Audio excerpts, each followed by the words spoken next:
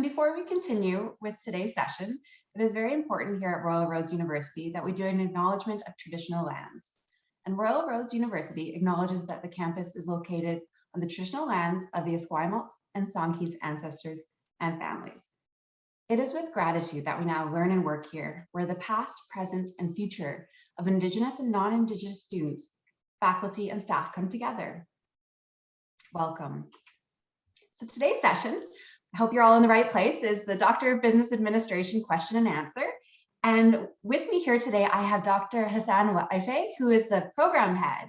Welcome, Hassan. Hey everyone. Good morning, good afternoon, wherever you are. Welcome. And my name is Emara Angus, and I'm an education advisor. In addition, we also have Tracy and Kelsey, who are from our enrollment teams, and they'll be supporting the chat with any questions that you have. And we also have Christy here to support with the tech. So if you have any technology questions or tech backup questions, just you can direct message Christy and she'll be able to help you. So today's session, welcome and introduction. We're doing that right now. So welcome everybody. And we're going to be going through the frequently asked questions on our slides and in our presentation. We collected all the questions that we frequently get, and we wanted to be able to go through them for you. But we know that there will be some questions that we're not covering. So if you have a question that you want the answer to, just pop it in the chat and we'll go through the questions throughout. So any questions that come up, pop them in the chat, and I hope that we have the answers for you. Okay, we'll keep going. So the first question we have that a lot of people ask is, why DBA? And I'm gonna hand it over to Hassan to answer that. Thank you, Emara. Why DBA? Why would I go to do a DBA program? That's one of the questions we always have. I mean, and always advise those who are interested in doing doctoral program to carefully consider their own motivation. This is a long journey. This is it's a big investment in your time, in your resources. So it's very important to be clear why. The DBA program is designed to help you lead in your industry, lead a change in your industry that goes beyond leading within organization. MBA, master degree helps you to advance your career within an organization. A doctorate helps you to lead beyond an organization, to be a subject matter expert, to influence industry practices. So first reason, the program could help you, or could really be, I mean, if that's what you want, the DBA program is the right program for you. DBA program designed also to help you develop original management related research that advances management research and practices. So if you are interested in management related issue, DBA program it's a right program for you. And here I don't want to, I'm not suggesting that you make decision without consulting with us. Some of these, oftentimes, your colleagues are interested in a specific issue that they're dealing with in their work or their industry, and they're not clear whether it's a management related, whether it's an IT related, whether it is something else. Normally, I recommend that connect with us, and we could go through this issue or problem or whatever you are interested in. Being part of Royal Road community of management researchers, you will be part of that community of researchers. You're not alone.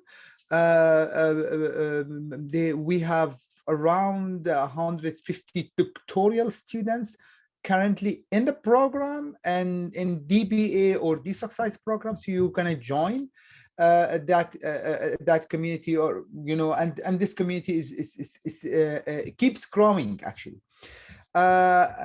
It's also an opportunity, the program, the last point here, it's an opportunity to develop leadership capacity, to reflect on your own practices, how you consider, how you see the wider social, environmental, and legal environment you're operating in. So these are the things that DBA program will help you to do. Again, as you're considering options, I really recommend that giving it a deep thought. What are you trying to achieve by doing the DBA program? And again, we are here to address any question. Thank you. Thank you, Hassan. So we'll jump to the next question. And if anything comes up while we're kind of speaking, feel welcome to pop it in the chat. And I know Kelsey and Tracy are monitoring the chat for any specific enrollment questions, and we'll also be monitoring the chat to address those questions. So the next slide that we have is, what does the program delivery look like and how long will it take? This is a question we get all the time. So I'm going to hand it over to you, Hassan. Thank you, Emara. Thank you. Thank you. Yes. What does the program look like? And that is an important question because most of our students are professionals, working professionals, working full-time. And there's always that question is, I'm working full-time. I don't have time to do doctorate. This is why this question is very important. And this is an opportunity for us to explain that you can do the program while you're working full-time. You don't need to put your job on hold. That is why DBA is different from other conventional PhD program, where you need to put everything on hold and be on campus for 4 years to do your doctorate. With the DBA, the design of the program allows you to complete the program without putting your work on hold. So it's a 60 credit, like any other doctoral program. It's a 60 credit.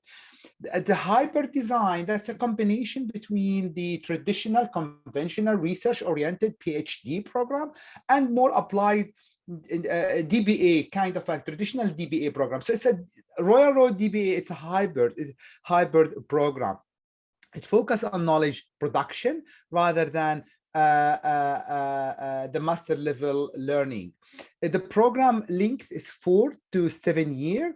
I will say in a very exceptional situation could be less than 4.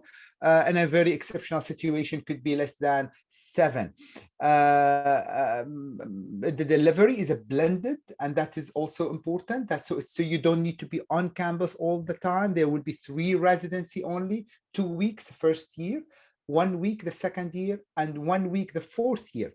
And the rest of the program is online, cohort based. You are a part of a cohort.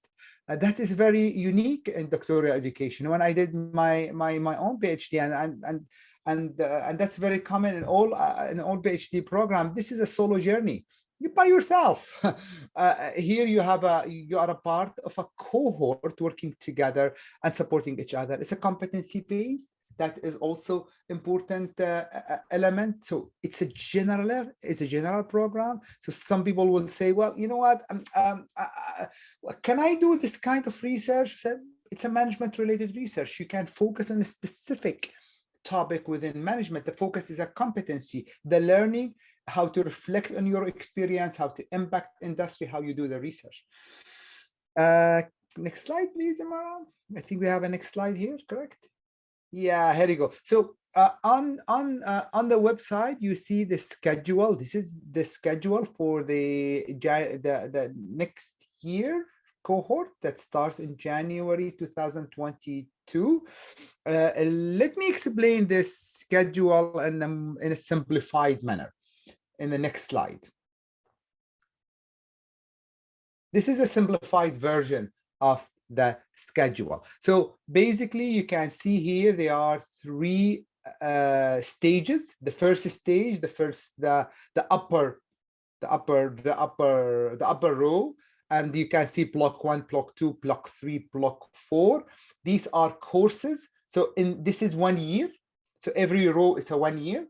So this is a 1 year stage called foundation stage. Is a course based. So you will have courses. These courses have names: MGMT 700, MGMT 705, 710, and so on and so on. This is the first year. These courses are designed to help you go through, to help you start your research. So these are not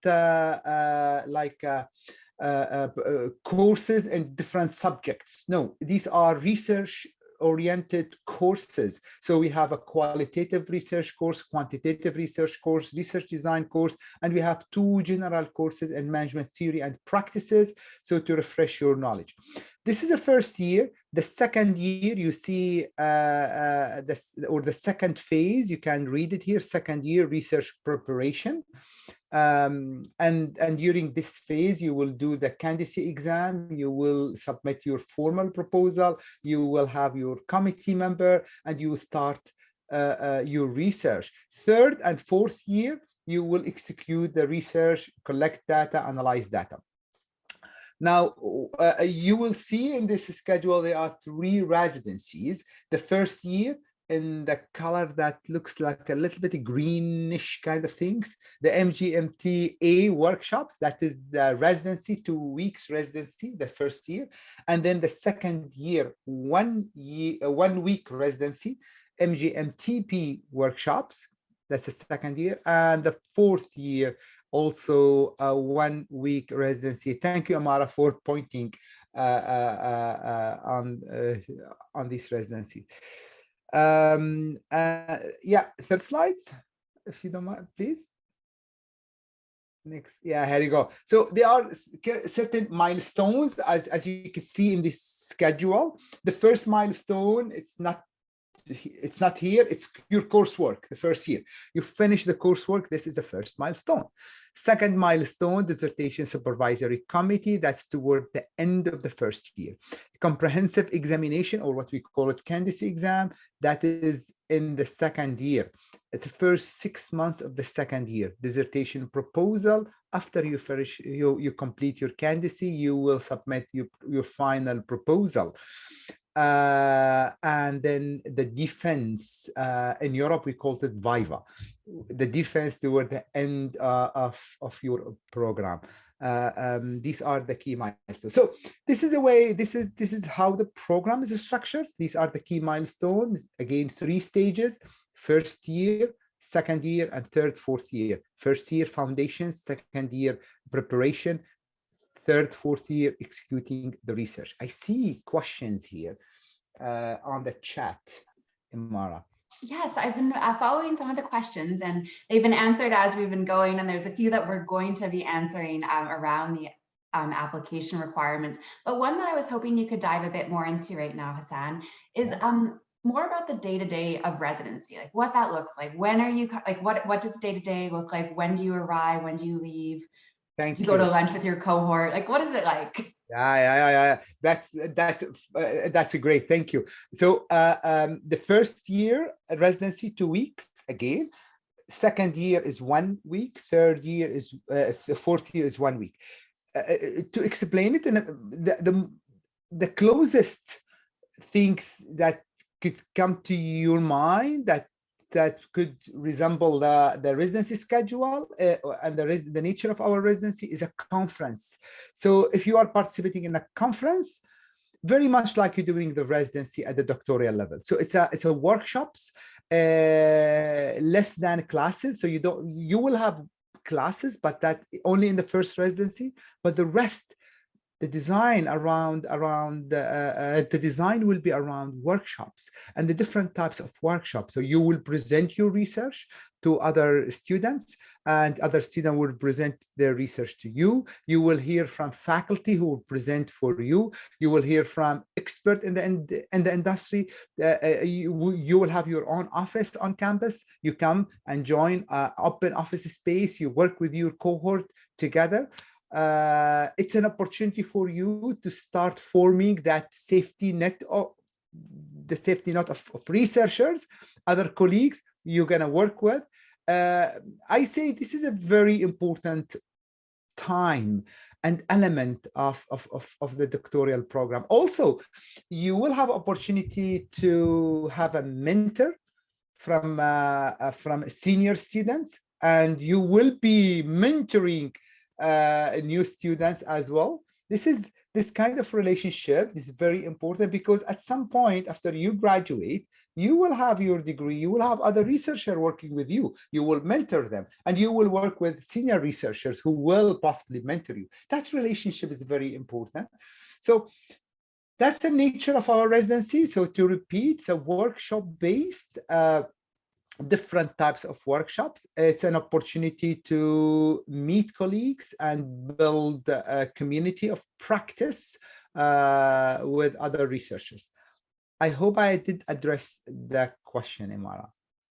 You did. Thank you. Thank you. And there was an earlier question about what it looks like with having a supervisor and how that's connected. So you answered that question as well. So yeah, good. Thank you. So toward the end of the first year, you will need to have a supervisor. You don't need to identify supervisor at the entry point of the program. I mean, when you apply to the program, you do not need to have a supervisor. You do not need to identify a supervisor at this point. You will have the first year. You will go through the first year courses that will help you prepare for your research. Toward the end of the first year, with us, we're going to work together to identify a good supervisor. Now, the supervisor can be within Royal Road, also can be outside Royal Road. So the supervisor can be someone, another professor in another university, and that is totally fine. So and this process it's very we take it very seriously, and we take our time to look at options with you and make sure that you have the right support. Every student will have one principal supervisor and 2 or 3 advisors. We call this supervisory committee. And in the second year, you will work with your supervisory committee. This will be the committee that you will do your research with or under their supervision. Hope that answered the question. Thank you. So we're going to jump to the next question, and we'll kind of keep incorporating questions as they come up. And if anything makes you wonder about something else, just pop it in the chat and we'll get to that as well. Okay, so the next slide is, what do I need to submit for my application? So I'm going to jump into this one. I have some slides ready, but I really always recommend referring to the website as well, because we have it clearly listed out what you need to submit for your application. So I'll get the enrollment team to pop a link in the chat. So the first information is the next intake. So key dates, we do have our next intake January 4th, 2022. So that's coming up pretty soon here. And the application deadline is at the beginning of September 4th, 2021. So I'm now going to go into what is required as part of your application package for this application deadline. So the application requirements, actually, if people can give me a thumbs up, who here is in the application stage? Who's applied or is applying right now? I'll give it a moment to see. Okay, I see a few thumbs up, and give me a party emoji if you're still just wanting to learn more about DBA and you're here because you want to learn more about the program but haven't applied yet. Okay, thank you. Thank you all for giving me your reactions. Okay, we have a round of applause. I'm not sure what that one means, but I'll take that reaction as well. Okay, I see some in the chat that you've applied or you're applying. Okay, great. So the first thing you need to do is start your application form on the website. And basically, this is an online form. In addition, you'll also need to have your official transcripts submitted. So what we mean by official transcripts is all post-secondary institutions that you currently or previously attended. And it's considered official if it comes directly from the registrar's office or another recognized authority. And it either needs to come in the mail in a sealed envelope, or we are accepting them by email right now with the whole COVID situation. So either a sealed envelope or by email. In addition, you need 3 letters of reference. And what we mean by letters of reference is 3 letters from individuals that know you, that are attesting to the qualities of intellectual curiosity, ethical behaviors, independent thinking, that you're a responsible leader. And in addition, we want to see that there's a motivation to complete the Doctor of Business Administration program. So ideally, we do want 2 of the letters to be from people who are qualified to speak to your academic qualifications. And I know that sometimes, depending on when you're applying for the program, you might have been out of school for a while. So we will work with you, but ideally 2 of the 3 references are from people qualified to speak to your academic qualifications.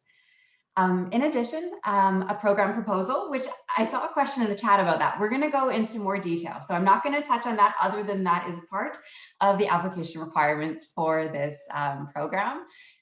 We also request a structured resume. So this resume is beyond kind of a resume you might use for job application. Like, it doesn't have to be only 1 page. We're expecting a detailed resume that goes into detail about things like your education, both your current, past, any degrees, certificates, diplomas. In addition, on the structured resume, we want your professional experience. And when you're listing your professional experience, we want things like your name, your position, the length of service at this organization, description of your responsibilities. If you can demonstrate any increases in responsibility in this role, and any decision-making responsibility as well. We also ask you to list your voluntary and unpaid work, any professional memberships or affiliations, and any other information that you think we should know. And as I mentioned, all of this is on our website. So it's kind of helpful if you bring up the webpage and you go through each requirement as it's listed.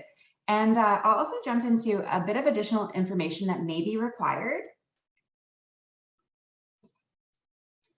So if applicable, a writing sample may be requested. So this could be a sample of like a thesis or some sort of excerpt like that. We may also require an interview with the applicant to determine their suitability for admission.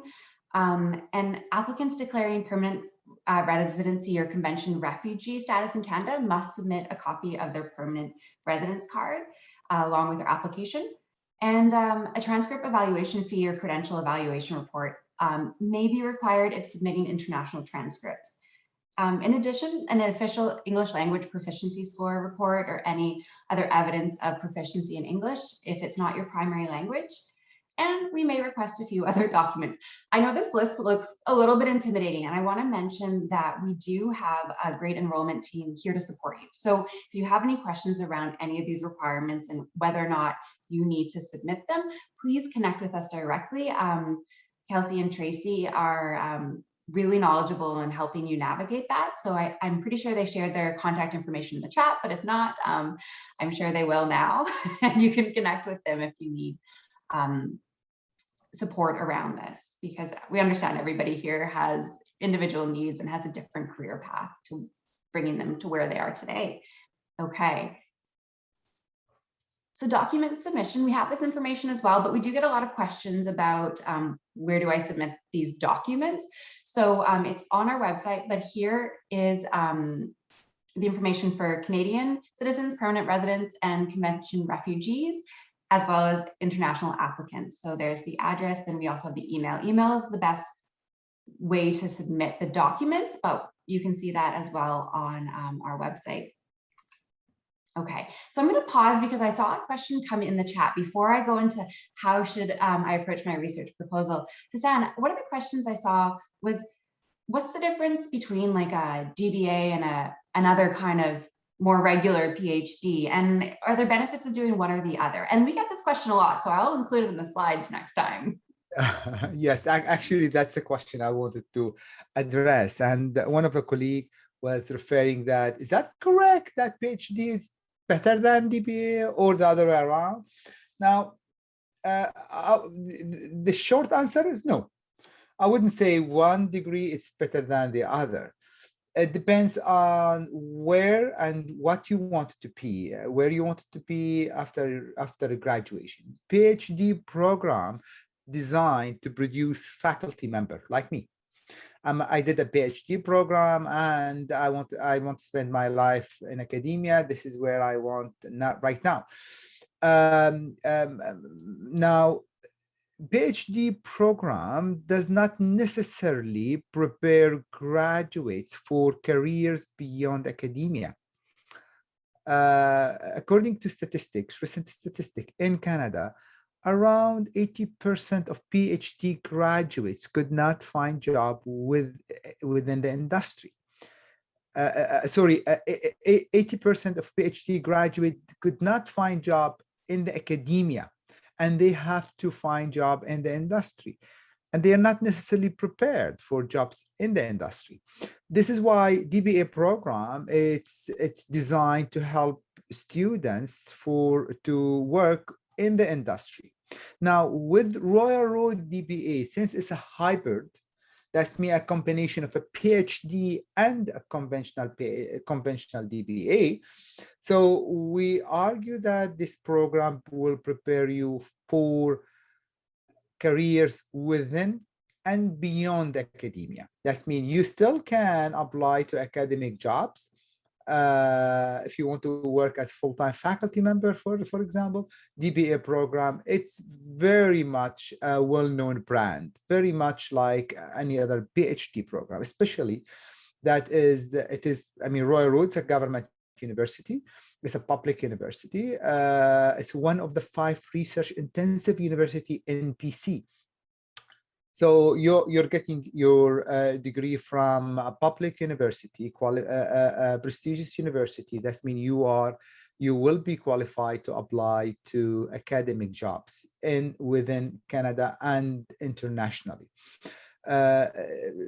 How strong your application is, it's a different conversation. That depends on your publication, how much you invest in yourself, and so on and so on. DBA program actually is better than PhD program when it comes to professional jobs. If you wanted to continue working in the industry, if you want to be a subject matter expert in the way you are a consultant, you build your brand. Actually, DBA program, it seems it is oftentimes seen by expert and practitioners as more applied. So the person who with the DBA program will have will be I would say will have the applied knowledge, and also will be accepted by practitioners. I hope I answered the question. There are other differences between PhD and DBA, and we can dive into these differences. But overall, this is thank you, Serini. Thank you. That is basically, if you are interested, so just to make it very short, if you are interested in jobs in academia and beyond academia, I would recommend you to do DBA program. If you have experience beyond, if you are not fresh graduate from master degree, you have experience, you want to capitalize on your experience, you want to build on that experience, you want to work you want to continue to work full-time while you do your study, DBA program, it's a better choice for you. PhD program, you need to, most of the time, you need to stop everything and work full-time in university as a young researchers, research assistant with your supervisors, and so on and so on. Thank you for giving me a chance to answer this question. This is actually one of the very, very common questions. Yes, we should have add this question to the list. I have it on my post-it note. I will add it to the next question and answer.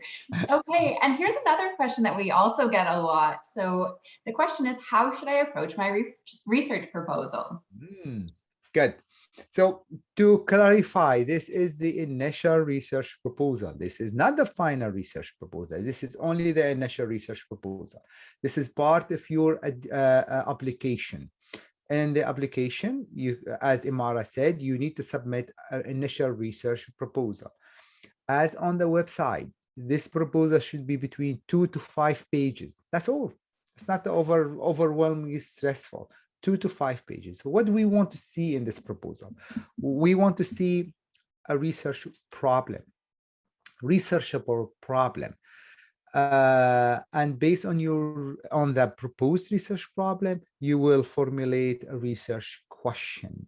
Now, a research problem that can be based on your experience and your observation in the industry. For example, you work in academia for a quite long time as an instructor, and you wanted to investigate whether, management schools are applying best curricula. That is an issue that you want to investigate. So what is a research problem exactly? You need to define the research problem here. Another example, you work in a project management, let's say for a couple of for a decade, and you think that it is very difficult to build communication system in projects. That's a research problem. How to build that communication system in a project environment, or maybe you want to discuss why it's difficult to apply IT or technology. Or alternatively, you could want to investigate why small, medium-sized enterprises are struggling to build management innovation. So it depends on your interest. I would not tell you this is a research problem. I don't have a list of research problem. I will give you this list. No, we don't have that. It's based on your experience. It's based on your interest. That's a topic that you are interested in. So the research problem can be based on your experience or can be based on the literature. You read in the literature that there's a gap in knowledge. There is an area that is under research. That is a problem that you want to research it. So you need to formulate a question. The question is what, how, why, these are kind of questions. And again, we're not expecting now overly detailed issue, overarching question to capture the research problem that you are interested in. So once you have this research problem, you need to explain why this problem is important, why this problem is, why the problem that you selected is important. One reason that the problem should not have been addressed.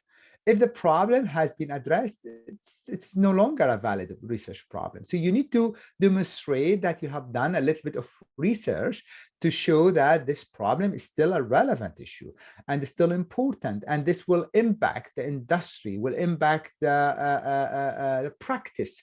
And also the research around that particular problem will provide insights to the existing body of knowledge. Let's get back to the example. You're looking at why is it difficult to implement technology? Well, there is rich literature around that. What's new in your research? You need to think, well, what's new in my research? Maybe I need to focus on a specific industry. Maybe I need to focus on a specific technology then.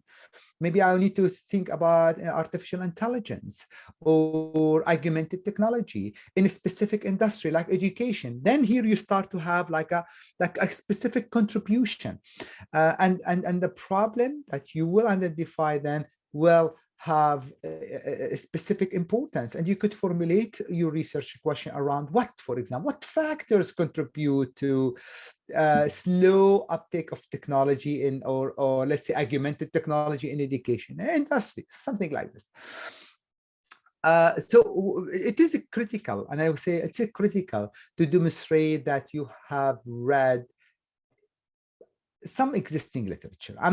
We're not here expecting a detailed literature review. We're expecting key highlights from literature and a few examples from literature to demonstrate that you are aware of existing work, and then explain how the intended research relates to your career goals and objectives. You're doing this research because it's certainly important also to you. Why? Explain that to us in a few sentences. That's basically the proposal, and that's 2 to 5 pages. Now, another important question, and normally I have whom I need to contact when it comes to research proposal. Look, Emara explained all the requirements. For all the requirements, you will need to contact, the best person to contact is Tracy and Kelsey when it comes to admission requirement. When it comes to the proposal, specifically, we are the academic side of the house available to support you. So if you have a research problem and you are not sure about it, how to formulate it, how to discuss, how to express it, please reach out directly to us and we will schedule a phone call, a Zoom meeting, and talk a little bit about the research problem. I normally suggest that to have a draft, initial draft. That will help, advance the conversation. If you have an initial draft, you send me the initial draft, and then we will schedule a time to chat about the proposal.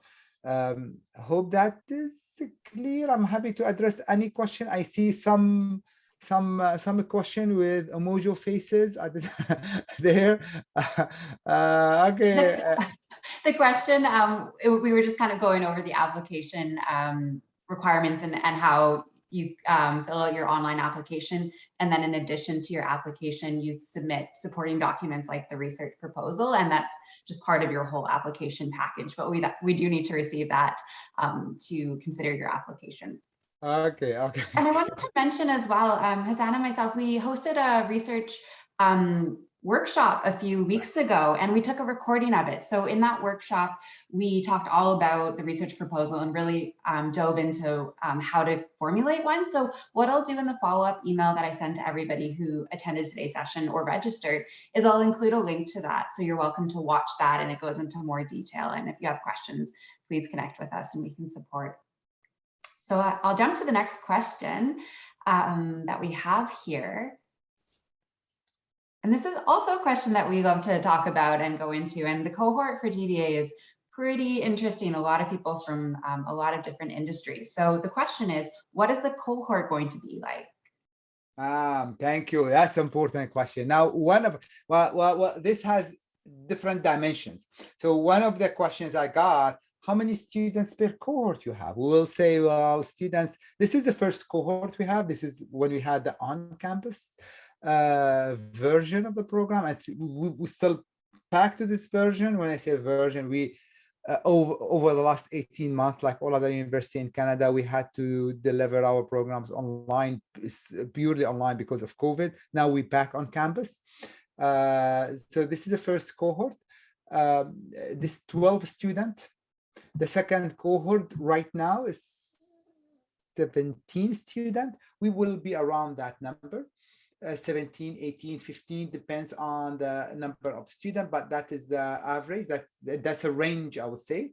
And normally when we feel we could also, in some activity, break that number into two cohorts, small cohort, in some activity as well, to make sure that you have all the benefit of the learning process. But I would say the cohort, the size between 12, 15, that's a number, plus minus 1 or 2. What I recommend personally, you could see on the web, on the screen, you see two links there. 2020 cohort, HTTPS, 2021 cohort, HTTPS, My advice, take a few minutes and go and check the names, check their profiles. We are very proud of our students, and we don't name them students. I mean, by the way, we name them colleagues. So we are very proud of our colleagues who joined the program. So we feature them, we feature their research.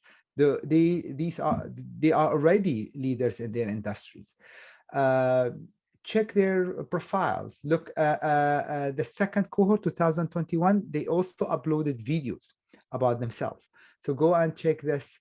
That will give you a feeling what the cohort look like. We're very careful in accepting colleagues who contribute to the learning process. Every cohort, I personally have like a strong connection with them, and they form really like a safety net to each other. They keep connecting with each other all the time, making sure that they are well supported. There will be some time it's a long process for 4 years almost. So you need to have that smaller circle to support you. So I would describe it. It's a wonderful environment, but I will invite you to connect with them if you wish directly and ask.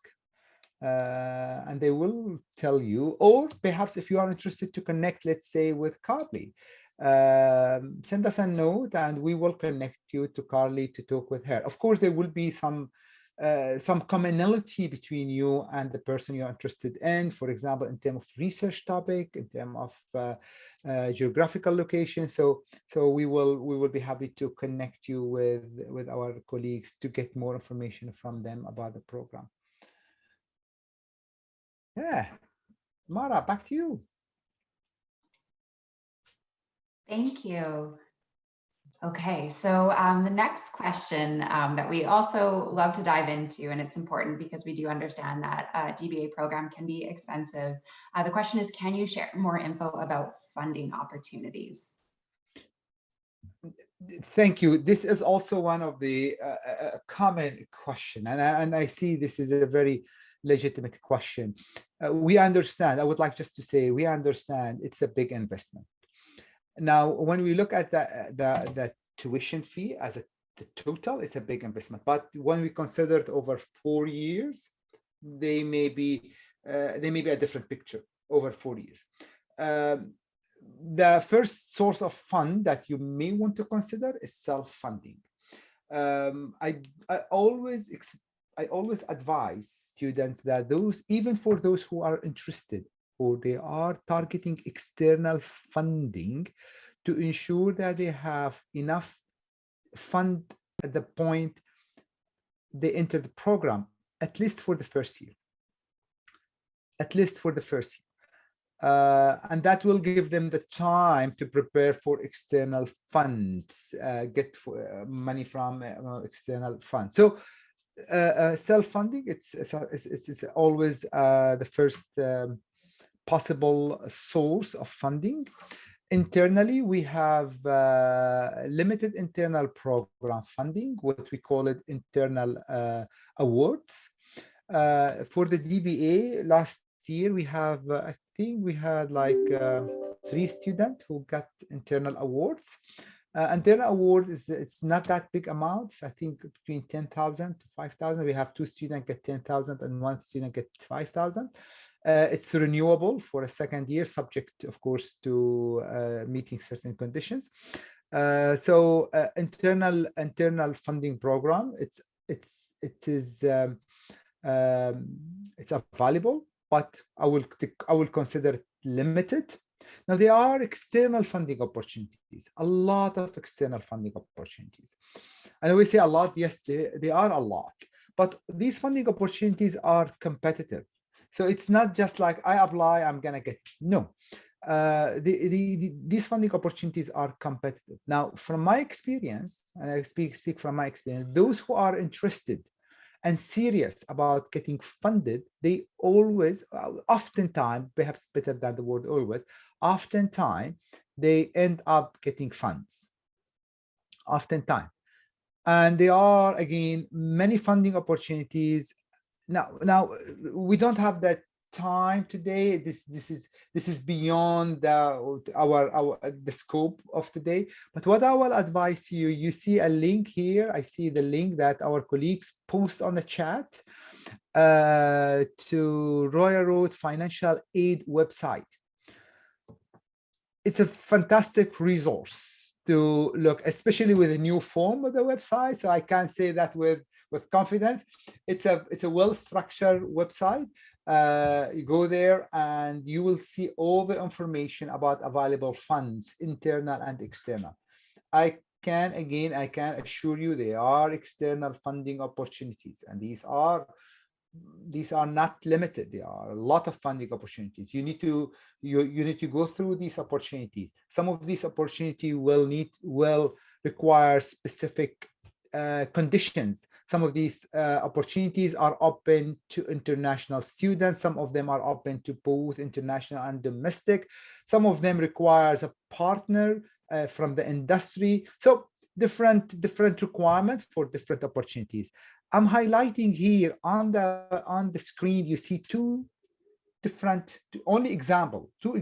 SHERC, one of the most prestigious funding agency in academia in Canada, called SHERC, SSHRC, SHERC program. There are funding opportunities under SHERC programs. Again, you will find more details on the website. However, this is very competitive, because they're very prestigious.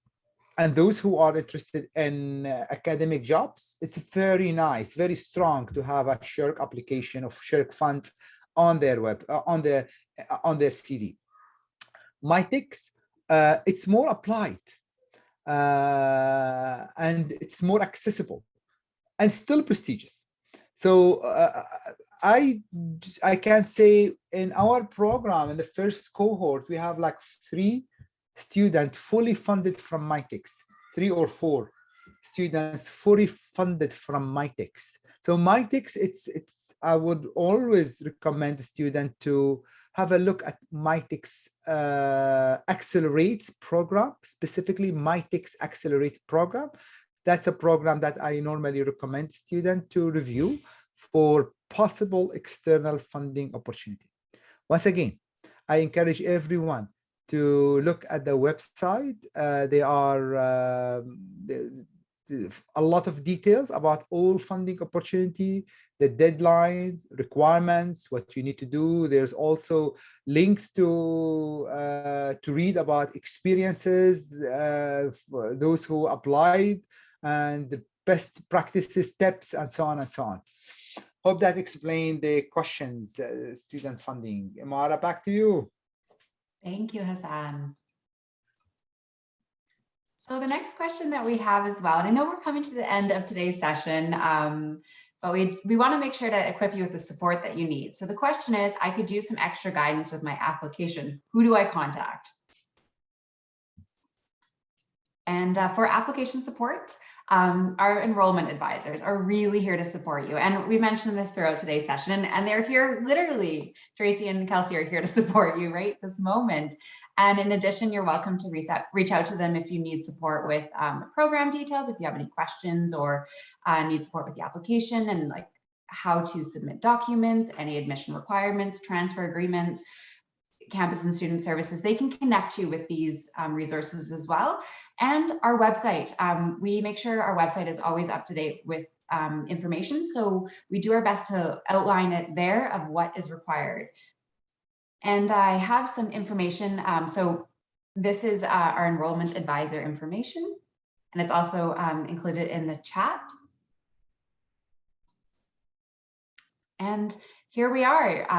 We're at the very end of our session. I know that people were asking questions throughout. Give me a thumbs up if your questions were answered. Okay, thank you. I see a few thumbs up. Great, great. Everybody's locating the reaction function on the screen. And if you have any questions that we didn't answer, feel welcome to pop them in the chat. We'll be here for another couple of minutes. And if not, please reach out to Tracy and Kelsey for support. Thank you so much for joining us today. Thank you to everyone for supporting today's session and for participating with your questions. Thank you everyone. I see a question from Tika. Hopefully I'm pronouncing the name correctly. Tikno Kamun. So as an international student, if I don't have tuition for at least 1 year, I should not bother to apply. Well, you can apply, of course. You always can apply. You're welcome, and we are here to help you. Now, I would, this is our recommendation, so you don't feel the pressure, you don't feel the struggle, but of course you're welcome to apply, and we are here to help you. That's why we are here. Hope that address the question. Oh, what of who to contact as international student? International student, you have a fantastic, a wonderful enrollment advisor. Her name Kelsey. You can see her on screen. And believe me, she is very quick to respond, very much like Tracy, and provide a lot of details for you. And this happens with us. So students come and contact, for example, send me an email. I need a couple of days, sometime a week to respond. But if they copy Kelsey or Tracy, it's like within a day, they get the response. Of course, unless it is about the topic, about the academia, about the academic topic, this is where we will be chiming in. And I know, I just want to jump in and say, I know that Tracy and Kelsey are pretty busy right now as well. So if it takes longer than a day for their response, they're just, they have a lot of application queries and questions coming in right now. So we do receive your email, but I wanted to mention that. But yeah, if you email me, it takes a few days to a week as well. So Tracy and Kelsey are Thank you. Certainly they are faster. I mean than me. By any standard, you're faster than me. Oh, wonderful. Hassan, do you have any other final words that you'd like to share with the group today? Any words of advice or? Thank you. Thank you. Ladies and gentlemen, we are here to support you. This is why Royal Road exists. We are a public institutions that exist to support professionals, adult education who are working and would like to continue their study. This is our mandate. So we understand that this is a big decision. We understand this is an important decision. We are here to support you. The environment at Royal Road is different from other institutions in the way that we see our students as colleagues, again, because we are designed to do this. This is the mandate of our university, to support working professionals. So feel free to reach out, feel free to share your thought with us. You don't need to have a decision. That's okay. You may have a thought and you want to consider it. You want to, and we will. Oftentimes, we're very transparent. I mean, with you, we will tell you if this program will fit you. We'll tell you, no, you know what? Perhaps this other program will fit you, or maybe you need to do that. So we are here to help you, advise you, because your success, it's technically our success. So we make sure to really guide you through to see you successful. Again, thank you very much for joining us, and thank you, Emara, for facilitating these sessions. Fantastic, beautifully. And Tracy, Kelsey, for being here always with us. I feel safe when I see you. Safe, secure when I see you. Also, Christy, for being here supporting us. Thank you. Thank you, everyone. Take care, everyone. Have a good morning, afternoon, evening, depending on where in the world you're joining us from. Bye.